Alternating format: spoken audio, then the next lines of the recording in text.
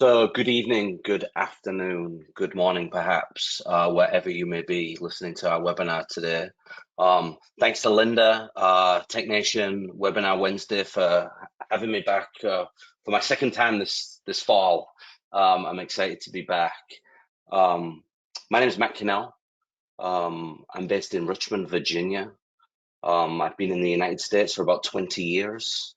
And for that entire time, I've been part of healthcare RTLS. Prior to that, I was in Europe doing other RTLS-based technologies. But the last 20 years of my life, I've been here in the US, focused on US healthcare. A large portion of that 20 years was working for a large company before I joined Kontakt.io. And I'm excited to say that I spent 14, 15 years working closely with Biomeds, one of my favorite personas in the RTLS world. So I'm excited and privileged to be able to speak about not just a persona that I understand, a persona that I really love. But yeah, just welcome and thanks for being here. Today's kind of interesting. I've been given 10 questions. I've had a sneak peek at them quickly. And I'm going to walk you through the questions, and then I'm going to talk you through the answers. I'm really hopeful that we get to the end of the session today, and there's some questions. There's nothing better than live Q&A. So I'm going to take my time walking through these questions. I'm going to answer them in the best way I can formally, but I'm going to sprinkle in some industry experience along the way, which hopefully is good in the form of a story as I go through some of these things. So without further ado, let's get into it with question one. The first section of the webinar today, we're calling it selection. It's about selecting RTLS technologies. And as a biomed leader, what are some of the questions that you should be thinking about as maybe you're making evaluations on RTLS technology?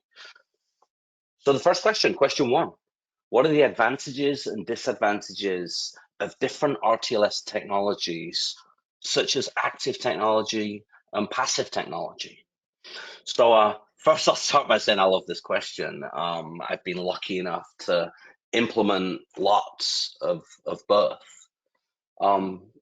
Two fundamentally different technologies, and quite frankly, often misunderstood, I would say, based on accuracy, based on cost, based on use case, perspective, etc., etc. There's loads of ways to break it down, but at the core, active technology and active tags have a battery. They constantly chirp information to infrastructure that's listening. Passive technology does not have a battery. It's energized by some other technology that it passes through so that it can then wake up and chirp. So it's not chirping all the time. Fundamental differences. Often people get stuck in, well, passive tags cost cents. That's true. And active tags cost a bit more, and you need to change the batteries. And we'll talk about batteries when we're all the way down to question 10 later on today. But fundamentally, these things are very, very different. I would say active infrastructure to listen for active tags is actually cost effective to install across your hospital, wall to wall. And passive is not necessarily cost effective to do that across your entire hospital. With passive, you really create like choke points. Think a security door, or commonly in retail you see gates at the doors of Target or Walmart or a retail store, and items have passive tags on them so that they can be energized and create an alarm as you go out the exit. That's what passive choke points are. But fundamentally, active technology, I would say, provides real-time location, right? It's truly RTLS. And importantly, I would say as well, active technology can provide multiple use cases. So you can start with a singular use case with the same infrastructure. Let's say asset tracking. Right? This is a Biomed webinar today, so let's focus heavily on Biomed and assets. But then maybe the business may decide to add staff safety, the ability to have staff wear a badge and press a button in a duress event or something like that. But fundamentally, that same technology and those use cases can ride on that same infrastructure that you've put in place. PaaS is very good. I would say single use cases, right? It can trigger an alert if a thing gets to a place where you want an alert. My retail example is a really good one, and it can work very, very well. But again, it's really about small pockets of location versus wall-to-wall coverage, which I think is important. I've seen systems where Biomed have installed passive labels on assets. It works wonderfully. However, to go and do an inventory, and you see people in retail as well, that's why I use that example all of the time. You have to walk around with like a manual scanner, an RFID scanner, and take a point in time reference of where that asset is. And that's great in that moment. But as we all know, things move quickly through the healthcare system. And therefore that point in time isn't relevant quite quickly. So if you want to know where things are all of the time, in real time, that's where I would say that active technology is useful for the use case of real-time location for asset tracking versus passive. Both are very good. That's my perspective. Let's see if that raises any questions at the end, because I'm sure it will. Okay, let's move on. Question 2. How can I ensure that my RTLS system is compatible with my existing IT infrastructure? Great question, and it is critical.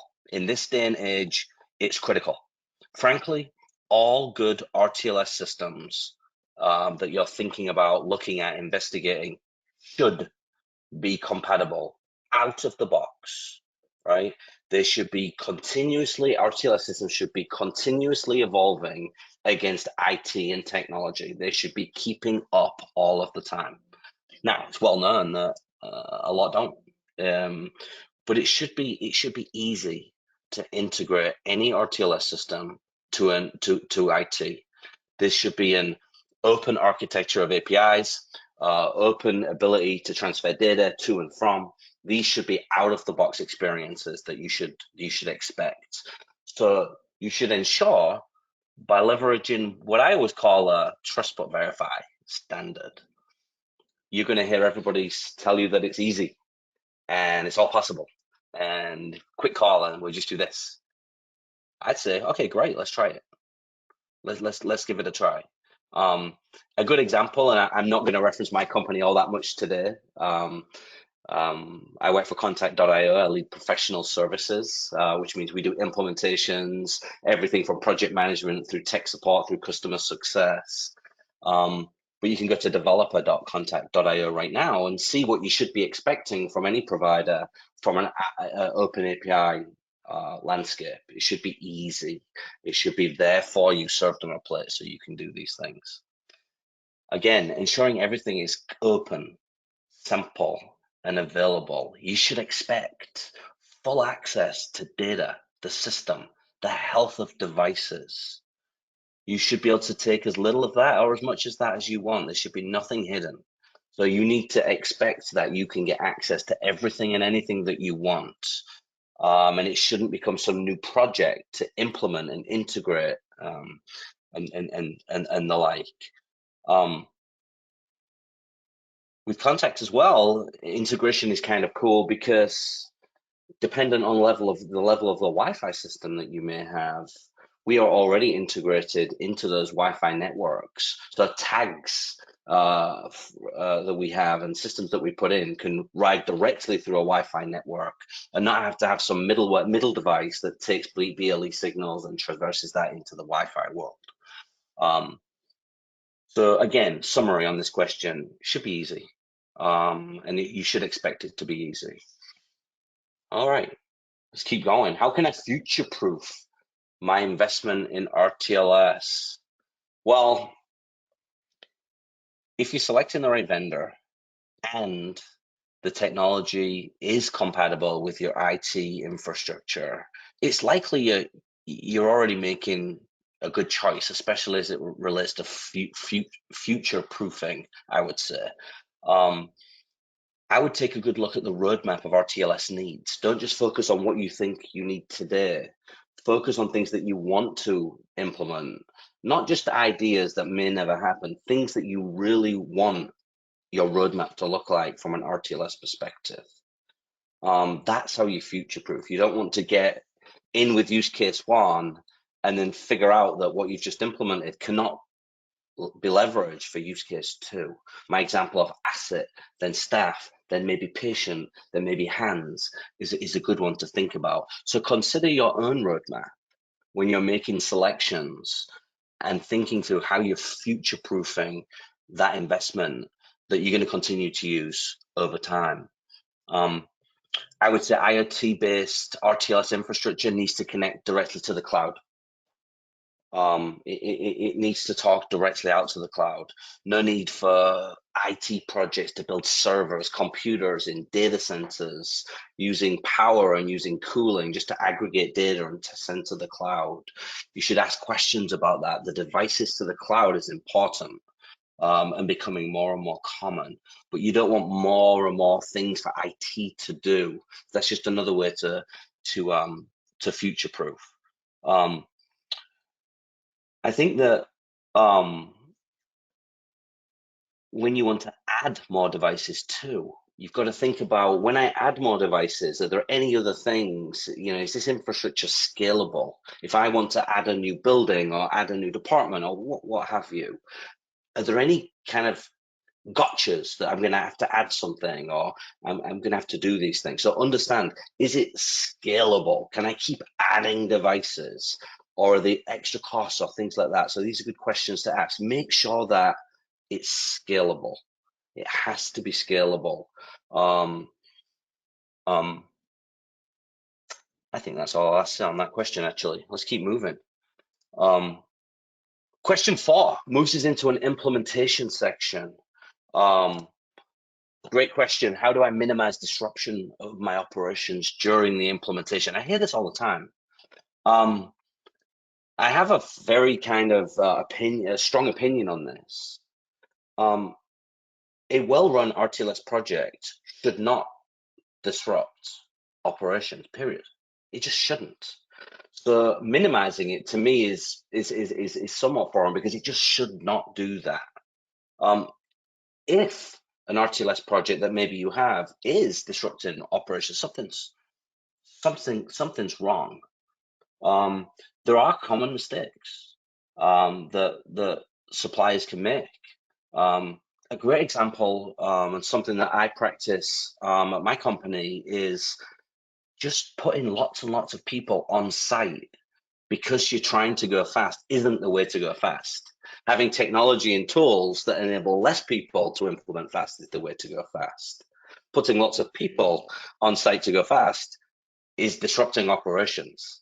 The healthcare setting is already too busy, and the healthcare environment doesn't need more and more and more people. It especially doesn't need teams of people pulling cables and things like that through the ceiling. That's becoming almost impossible to do these days anywhere.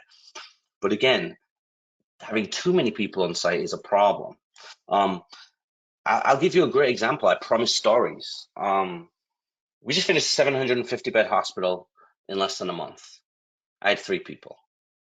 So it was 3 people implementing our product in less than a month. 750 bed hospital, big, think, multi-building, multi-campus. It's about 10,000 devices all in, probably infrastructural devices 1,000, and we tagged 9,000 things. But we did that quickly. We did that quietly because we have really good tools that enable us to do that. So thinking through, when you're thinking about questioning the RTLS investment, understanding the tools that people are going to use and how many people are they going to bring on site is certainly important to me, and certainly worth sharing.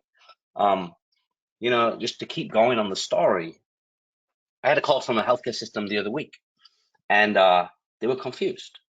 They called me and they said, Matt, we're a little confused. As you know, we've done a bunch of these projects in the past, and we're used to getting complaints that your guys are in the way or the team's in the way, the project groups just, they keep doing these things that nurses are complaining and et cetera, et cetera. And with the projects that you guys are doing, we're just getting compliments. The guys are actually really nice and the guys are actually really helpful and they're not in the way. We hardly even see them, but we see it getting done. And it's just the way we treat vendors. It's just the way that providers can treat vendors. We've got to treat our install providers and vendors and cable guys and things like that. I don't use cables, but as part of the team, and not like a vendor is just doing work for us. And that's something that that I believe in. Anybody that does work for anybody on my team goes through an etiquette program, learns how we want this to go and the quality that we expect. Question 5, halfway through. How can I integrate RTLS data with my existing healthcare information systems? Okay. We kind of touched on this earlier in the selection, question 3, but I'll go over it one more time because I think it's important. An open API architecture that anybody can access, that's easy, available, online, has examples, has tools, all those things that's available for people to use is critical to success. I see people all the time being able to take data from our system without us even actually having a conversation. It should be very, very easy. A question that we get asked a lot, I've heard for years, is, so how long is it going to take? How long is an integration going to take? Because IT is busy. Well, I'll tell you that every IT department that I've ever met certainly is busy. They're really busy. They've got a lot of important things going on. I always recommend the same thing. It's quite straightforward, but it seems to always work, is we need to talk to IT really, really quick. Upon decision to put an RTLS system in, let's get our IT in the room very, very quickly and just explain the simplicity of what we need them to do and by when. It's obvious that they'll have to schedule that. It's obvious that there'll be something for them to do. But going all the way back to a previous question too, it should be easy. It should almost be plug and play for IT to be able to take data from a good modern system with little or no help, maybe read a quick document or an article online, and then they can actually, because their IT people are extremely intelligent, they can quickly start these integrations going. So how? Through APIs. Open APIs that are available for everybody. How long does it take? Well, it should be quick. And if it's not quick, and if these things become a project, that should be a red flag of how easy it really is to work with that supplier. Alrighty. What level of training is recommended for healthcare staff using RTLS technology? Okay. I prefer ongoing education versus training. And I think the level of training and the frequency of training is really based on role and an intended use case. My opinion, gone are the days of, hey, at the end of the project, we'll do a quick round of train the trainer and hope that works real well. But getting up front in a project and getting the education director involved and having an ongoing program where education is just available should be expected from your provider. The reason it should be is because, going back question over question, if you've done good selection of a vendor, if that vendor is keeping up to date with modern technology, if that vendor is making it easy to integrate with IT, plug and play, if all those things are true, then they should also, because they are clearly evolving often, fast, quickly, based on customer feedback, based on your feedback, based on industry feedback, they should continue education throughout the length of the agreement while that RTLS system is in place. Doing something at the end at go live is great that day, But if that vendor truly is doing all the things that I said, they will have things to talk to you about on a very frequent basis. I meet with groups of people across the country weekly. My team meets with groups of people across the country weekly as well, just because the rate of change and the things that we're evolving and the way things are changing and dynamically updating, you need to have that continuous education. So the level of training depends on the person. It depends on what you're doing. Is it a complex use case? Is it a simple use case, etc.? But it should also be continuous, in my opinion, because of that selection that you've made. It should just naturally imply that you need to keep that education going to keep everybody up to speed with what you're doing. Let's go down to the next question. Actually, let's just keep going on education for a second. I've got another thought. With Biomed, I've been lucky enough to work with Biomed for most of my career, quite frankly. And what I found with Biomed and the curiosity of the Biomed is that keeping them involved throughout projects, keeping them educated, is just an amazing way that new ideas are formed. Biomeds are curious by nature. They're super intelligent, and they're the heart of the hospital, in my opinion. And they have come up with so many ways, and I've discussed so many ways to use RTLS and in just different ways and just innovative ways. So spending that extra little bit of time with Biomed, if you're not feeling that you're getting that touch from your provider, then I would suggest that something's not right there, and you should get that certain level. Question 7. All right. What are the typical challenges of implementing an RTLS system in a healthcare setting? Well, there are some. I'll just state the obvious. Hospitals are busy places, and the concentration of the people working in the healthcare system needs to be on patients and the care of patients.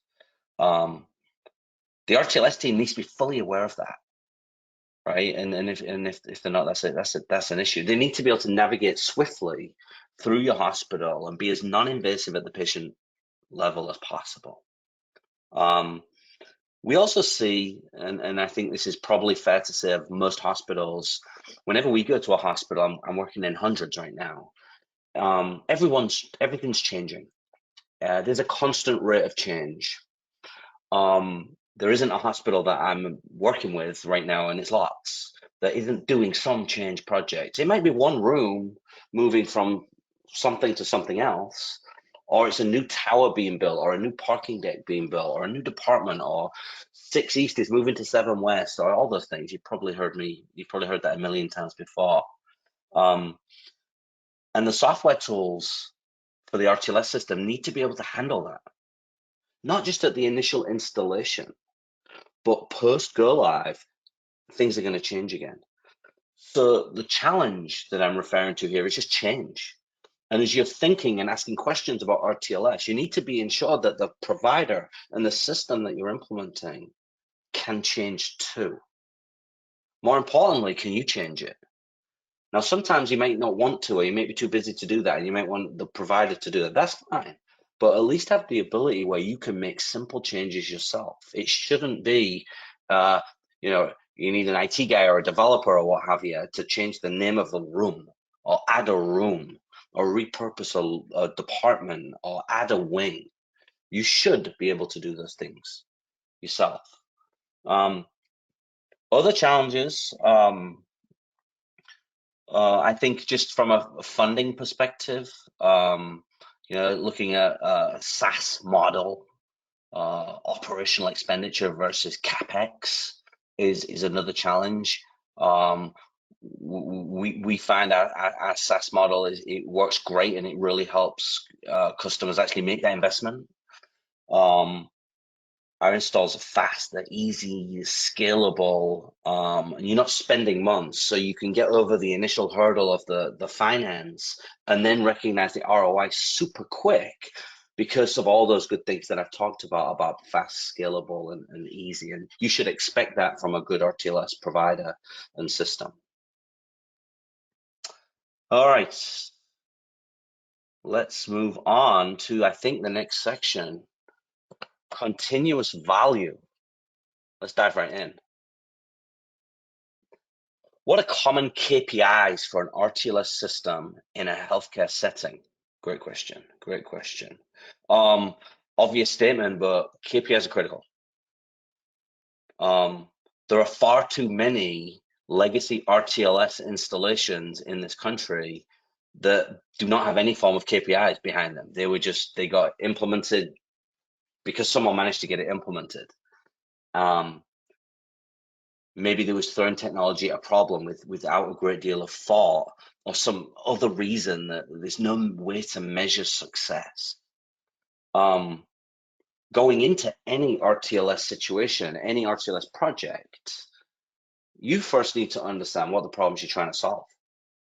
You must have problems that you can solve with RTLS. But also not only know what the problems are. My rental spend is too big. I can't be PM compliance every month. We're losing things through the laundry, specifically telemetry, etc., etc. Know what those problems are, but also it's important as we think about KPIs to be able to benchmark the current state. Very important, right? Because then once you implement the RTLS system, you can monitor your success against those KPIs and those problems that you've identified up front. And month over month or quarter over quarter or whatever cadence actually makes sense, you can monitor the return on investment as you go throughout the months and years. Thinking about Biomed for a second, I'm sure in a PM cycle it's easy to find the first few of certain classes in pump month. You don't really need a system for that. But once you get down to 20% to go and a week left, that's when the RTLS system is going to help you find that remaining percentage of things to keep you in or get you in to compliance, which is obviously, for the people listening today, really close to your heart. I can't remember how many times, it's a lot of times I've walked into a Biomed shop. I always visit the Biomed shop whenever I go to a hospital, and that's often, where a Biomed has had a big smile on their face, and it was basically because last month they hit compliance, they hit their numbers. And the smile was because they knew that without the system, without the RTLS, they probably would have gotten close, but probably not there. And there's probably penalties and things like that that they incur when they don't meet those targets. So it's pleasing. I think there's a lot of Biomeds as well that probably think I did it during my norming working hours and it didn't force me into an overtime situation, which I'd much rather be sitting with my wife and kids at home or husband and kids at home eating dinner. I had to work overtime to get extra PMs. So there's a certain level of satisfaction that can come from that as you continue to make your numbers. Let's think about nurses for a second, though. There are a lot of stats out there about how many minutes and sometimes hours nurses can spend just searching for things. And I'm very specific on the asset management use case here. It's wasted time. Time spent looking for assets is time not looking at patients, with patients, spending time caring for patients. Having assets in the right place, at the right time, in the right condition for nursing is likely a huge satisfier, not just for the nurse, but for the patient as well. And any extra time we can eke out of a patient's stay because of an RTLS should be, something that we're all extremely excited and touched by. All right, let's keep going here. What can I do to make sure my team uses RTLS in the long term? That's a good one. It's a good question. Well, it starts with one of the questions I mentioned earlier, actually. If your provider isn't continuously updating you on new things and checking in on educational needs and things like that, and you've got some turnover, you're naturally going to run out of people that understand how the RTLS system works. So that educational piece that I talked about for a while is really important. I also feel strongly that RTLS only works when people and process are involved. I think there's three things: people, process, technology. Technology is one thing, but having people and processes of how you use things and sometimes how you maintain systems too is critical to success to keep the system running long term.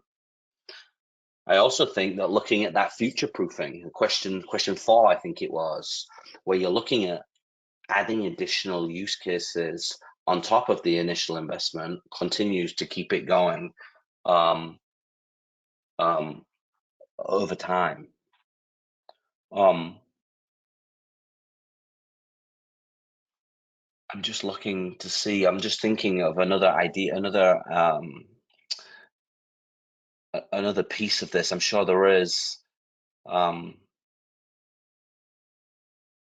Yeah, okay. I knew there was something. So I recall a long time ago, and this was a really pleasing moment. I was down in Florida somewhere. It was really, really hot, and we was talking with the Biomed team, and we was thinking through how do we manage, tags that come off of equipment. How do we, we want to send an asset for repair to its OEM, and we want to take that tag off so we don't lose it, but put it somewhere safe, um, so that when it comes back, we can put it back on. It's quite a simple problem. And this goes back to what I said about the curiosity of Biomeds. I went into the Biomed shop and they was kind of waiting for me, and they said, hey, come look at this. They'd basically built a closet that had an infrared device in there. We was using infrared just like we do at Kontakt.io as well. And you open the closet and it switched the infrared off so infrared wouldn't bleed out. And they had racks for these tags that they'd put in. But they made this closet into a location in the system that was called out for repair. So now if nurse X was looking for that particular asset, its location was out for repair. So it was just obvious where it was. So I'm a little off track on future proofing. I'm really talking about the fact that if you continue to think about how to use the system and you continue to evolve and do different things with RTLS, it keeps it ingrained in the culture of what you do day by day. All right, I promised there was a battery question coming. Question 10, my last question, and we're right on time. Amazing. How much battery maintenance and general infrastructure upkeep is necessary post go live? All right, so I'll just give you my opinion on this, and I think this is a modern approach to batteries. Battery maintenance should not be a thing. It should not be a thing. So questions that you're asking when you're thinking about batteries is not how long do your batteries last, which has been the common question for 20 years. It should be, do your batteries last the length of a contract? And what happens at the end of the contract when we renew? And the answer should be, you get more. We'll replace them. You shouldn't have to monitor batteries anymore. It's 2023. You shouldn't have to swap batteries. If you ever try doing that, it's horrible. It's not the thing you should do. You should have a battery that lasts the length, the duration of a contract, that meets the performance specifics of a use case, which is exactly it's exactly what we do. Other maintenance, yeah. So I'll use a story and then we'll end for Q&A. One of my great friends is a biomed. I hope he's on this webinar. I don't know if he is or not, but he's down in Louisiana. He's called Andrew. He's a great guy, and he's taught me more than I've taught him for sure. But he figured it out that how powerful having an RTLS system was for his day-to-day job, his life, his work-life balance, most importantly, to help nurses and to help patients. he realized that sometimes things would get bumped, infrastructure would need some form of maintenance. So he built that into his workflow, a few minutes on a Friday morning, where he would just go and check some device that might have gone offline or something like that. Always is going to happen, because he realized how important that couple of minutes was on a regular basis to keep the system running, because that system was providing him the value that mightily outweighed those few minutes that he spent on other forms of maintenance. Hopefully that makes sense. And thanks, Andrew, for that one. Okay, Linda, I have finished through the 10 questions and I am ready and available for our live Q&A. Perfect. Thanks, Matt. We've got a few coming here. The first one is, what are the accuracy and range limitations of RTLS systems? Yeah, that's a great question. I'll move on to the last slide. I won't touch the slides again. We're in the live Q&A session now. Accuracy, great question. First and foremost, doesn't matter. Well, it does. What matters more importantly in the questions that you are asking is, what are the problems I am trying to solve? Based on those problems, then you can think about the accuracy requirements. If you want to find an asset pretty quickly in a 1 million square foot facility and getting it into the room or the room next door is good enough, you don't need inch level accuracy. So I would be very wary of jumping into the specificity of accuracy in the questioning before you've even thought through, what am I trying to do, right? The value, the outcome by solving the problem then determines the accuracy that you need. There are many different levels of accuracy. Get what you pay for type situation. I have a problem that I need to drive to the shops every week. I'd love to do that in a Ferrari, but I don't need a Ferrari. My Volkswagen Atlas is perfectly fine to get me to the shops once a week. The point is, you don't need the specificity for certain use cases. If you have use cases that do, it's a different level of accuracy, a different level of cost. I think Biomed assets, going from I have no idea if this asset is still even in this facility to it's in room 101, and maybe if it gets it wrong, it's in 102. I think from a Biomed asset accurate perspective, I don't recall ever speaking to a Biomed that's told me that's not good enough. Hopefully that answered the question, Linda. Perfect. Okay, so what factors should I consider when choosing an RTLS vendor? Yeah, so I think an RTLS vendor should wake up as a company every day and only think about being an RTLS vendor. I think that everything that vendor does should be all about location, all about RTLS, 100% embedded in every conversation. It's all they think about. It's all they breathe about, which is a reason that I enjoy working where I do, because that's all we talk about. That's all we do. I also think that this needs to be credibility in the group that the vendor has assembled. Industry leaders coming together in the same place with different stories, some good, some bad, but having a core group of leaders that have been in this industry, which is somewhat small. We kind of all know each other, but having a bunch of them that have come together, I also think is very useful, right? So experience really counts in my opinion. It really does, in my opinion.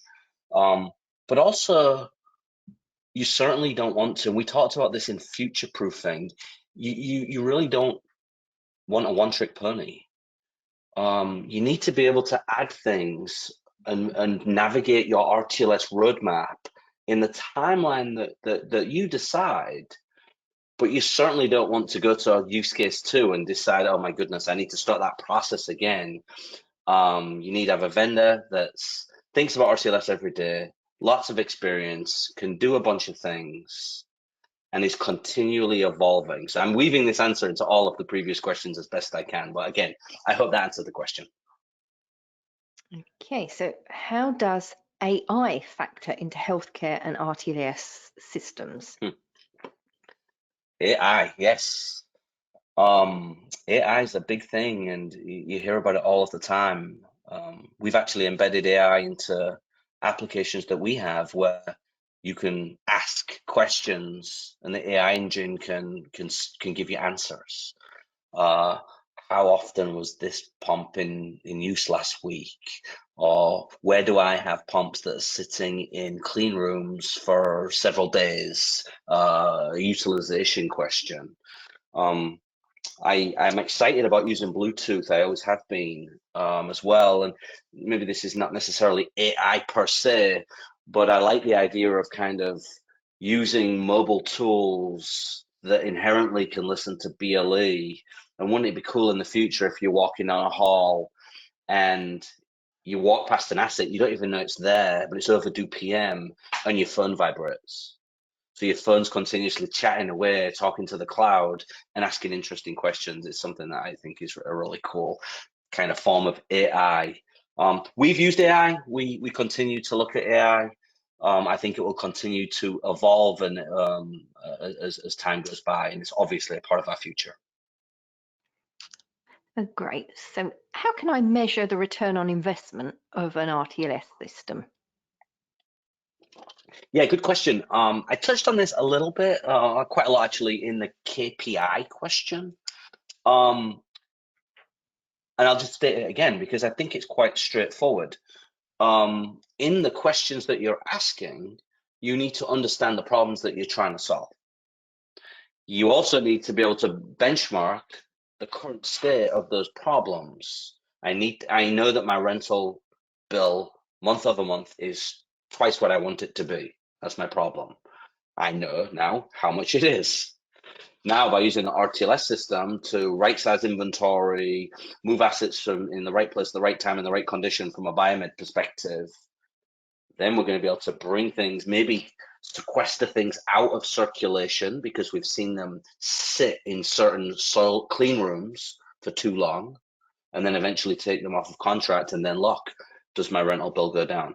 So I think it's all about understanding the problem, benchmarking where you are, and then continuously evaluating month over month or quarter over quarter or frequency over frequency so that you can continuously look back against the original problem statement and evaluate, am I doing better? Hopefully you are. And if not, then what else do I need to do to continue to drive those problems away? Okay, great. We've got a kind of general question here about RTLS. Can you tell us what kind of data is available on RTLS systems? Yeah, absolutely. Well, fundamentally, the RTLS data is about location. In the asset use case, I'm thinking very specific to the webinar here on Biomed. So you have information from a CMMS system that you all are familiar with. That's your asset record, your source. Now you're adding in valuable pieces of additional information, such as where it is and when it got there and where has it been and trending. It shouldn't be there and it goes there at 4 o'clock every Thursday and things like that. So fundamentally, sensor data from an RTLS system is location, and then what you do with that and the collection of that data and what you do with that from a historical perspective enables you to do a bunch of other cool things. Great. Now, just before we wrap up, Matt, have you got anything you'd want to summarize with or recap? No, I think that the questions were good and we managed to weave a bunch of them together. As always, if there are questions after the webinar, please reach out to us, and we'll be more than happy to answer any questions, have conversations, etc., etc. It's not a problem. But no, I think we've weaved this together pretty well, Linda. Great. Perfect. Well, thank you so much, Matt, for your time today, and obviously a great presentation.